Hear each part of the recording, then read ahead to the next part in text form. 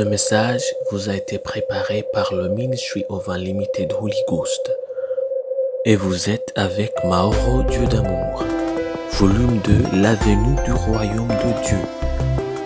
Que la paix et la grâce vous soient données de la part de notre Seigneur Jésus-Christ.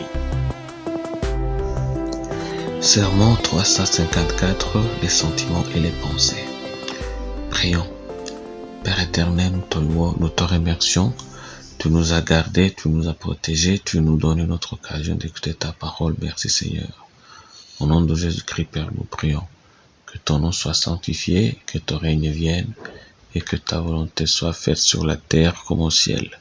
Nous prions, Père, que tu ouvres nos cœurs, nos pensées, nos oreilles, afin que nous puissions écouter et comprendre ta parole.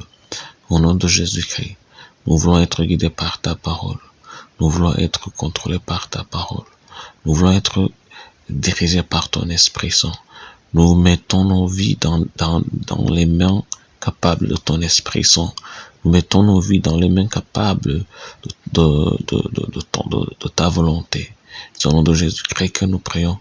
Que Père, nous ayons une humilité spéciale pour écouter la parole de Dieu, pour écouter la voix de l'Esprit, pour être dirigé par l'Esprit Saint. C'est au nom de Jésus-Christ que nous prions. Amen. Aujourd'hui, on va lire en Timothée chapitre 1, verset 5. La Bible nous dit: le but du commandement, c'est une charité venant d'un cœur pur, d'une bonne conscience et d'une foi sincère. Ça, c'est en 1 Timothée chapitre 1, verset 5. L'amour ne suffit pas. Vous voyez, Jésus sait que les gens donnent à partir de ce qu'ils ont en eux-mêmes. Même lorsque nous essayons de faire le bien, nous le faisons selon notre compréhension. Et lorsque nous faisons le mal, nous le faisons aussi selon cela. Cela étant dit, de bonnes intentions peuvent mener à une mauvaise action et à un mauvais comportement.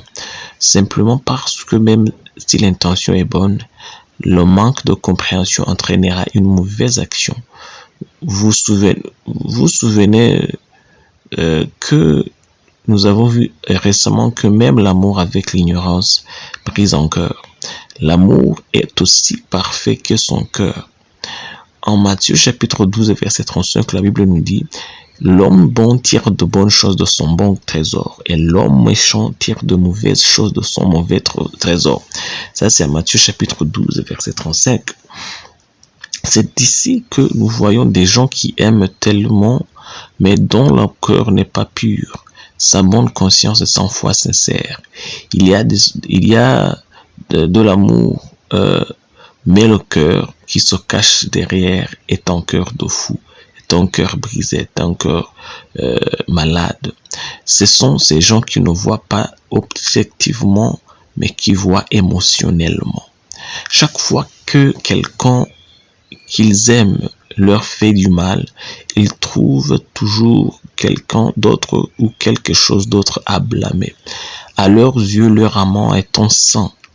Ils ne leur font du mal qu'à cause des autres. Ils croient que leurs proches sont des saints et que les autres sont mauvais. Mais ça, c'est de l'ignorance. En cela,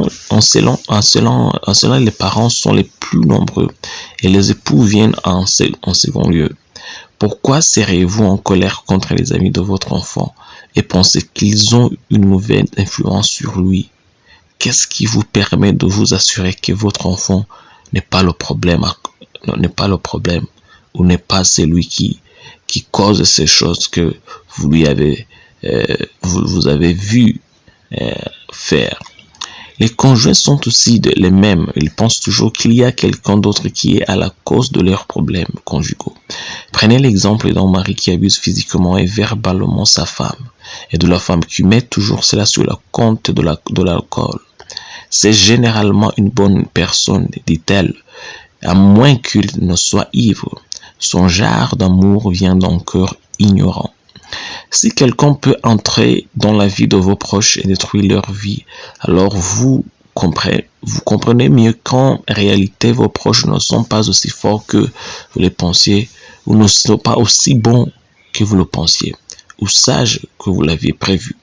Vous devez les endurcir, vous devez corriger leurs problèmes avant de blâmer les autres. Les gens ont tendance à croire tellement aux autres qu'ils ne se soucient pas de leurs faiblesses et qu'ils rejettent toujours la faute de leurs proches sur les autres. Son genre de vie est toxique car elle n'aide pas celui que vous aimez. Elle ne fait que le détruire. L'amour pur critique objectivement et l'amour pur accepte aussi la critique. Alors, ne soyez pas aveugles et stupides. Une faiblesse est une faiblesse. Ne soyez pas en colère contre quelqu'un à cause de la faute qui a été commise par quelqu'un d'autre. Ce n'est pas de l'amour, c'est de l'ignorance. Et plus vous encouragez un tel comportement, plus vous renforcez l'erreur à se répéter. Je prie pour vous que Dieu vous aide. Prions. Père éternel, nous te louons, nous te remercions. Que ton nom soit sanctifié, que ton règne vienne et que ta volonté soit faite sur la terre comme au ciel. Au nom de Jésus-Christ, Père, nous prions. Nous prions, Père Céleste, d'ouvrir nos yeux pour que nous puissions voir les situations à travers tes lentilles et non à travers les nôtres, afin d'avoir une même compréhension que celle de toi, ô Père. C'est au nom de Jésus-Christ que nous prions, ô Père. Nous avons offert nos vies dans l'accablement de ton Esprit Saint et dans l'accablement de ta volonté. C'est au nom de Jésus-Christ que nous prions que seulement ta volonté soit faite sur nos vies. Seulement ton règne vienne dans nos vies. Seulement ton nom soit sanctifié dans nos vies. C'est au nom de Jésus-Christ que nous prions. Amen. L'exhortation d'aujourd'hui, on va la trouver en Romains chapitre 12 et verset 2, où la Bible nous dit « Ne vous conformez pas au siècle présent, mais soyez transformés par le renouvellement de l'intelligence, afin que vous discerniez quelle est la volonté de Dieu, ce qui est bon, agréable et parfait. » Ça, c'est en Romains chapitre 12 et verset 2. Que Dieu vous bénisse d'être avec nous, qu'il vous bénisse d'avoir écouté sa parole. Je prie pour vous qu'il vous remplisse de son Esprit Saint. Je prie pour vous qu'il vous remplisse de sa parole. Je prie pour vous qu'il vous remplisse de son amour. Je prie pour vous qu'il vous remplisse de l'humilité. Je prie pour vous qu'il vous remplisse de la sainteté, de la pureté, de l'intégrité.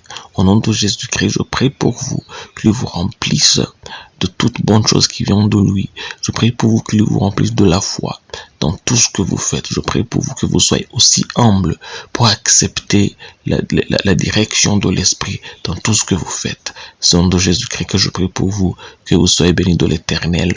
Amen. Soyez un partenaire de Dieu. Suivez et recommandez notre page Facebook et notre chaîne YouTube. Partagez la dévotion avec vos proches. Lisez et écoutez tous les jours et vous verrez vraiment Dieu dans votre vie. Que Dieu vous bénisse. Vous pouvez trouver les links dans la description du vidéo en dessous. Cet message vous a été préparé par le Ministry of Unlimited Holy Ghost et vous a été présenté par Mauro Dieu d'amour. Que la paix et la grâce vous soient données de la part de notre Seigneur Jésus-Christ. Amen.